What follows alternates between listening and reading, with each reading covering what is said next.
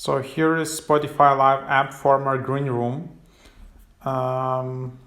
So here it is. This is a new app which is kind of growing in the charts in the US App Store. It was among top 100 apps. So this app is kind of like a clubhouse from Spotify. So you can create all these live audio chats, live groups, live rooms, and then you can just log in with your Spotify account. You can reserve your username. You can interact with other users. You can see all the settings here. So that's basically it. Then you have your groups. You can join them.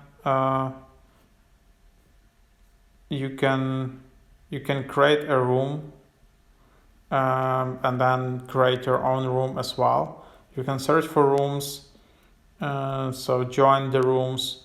There are all these different names and different profiles. You can follow someone.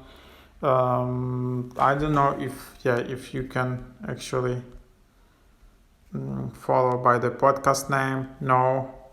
So basically if you're hosting a podcast on Spotify, this is an interesting app to try out for sure. So that's that. So that's an overview of the app. Definitely give it a try. You can get some following on Spotify. Here you can promote your playlist, your music, and then also if you are recording, you have live audio conversations in the rooms. You can get that and then you can record it as podcasts.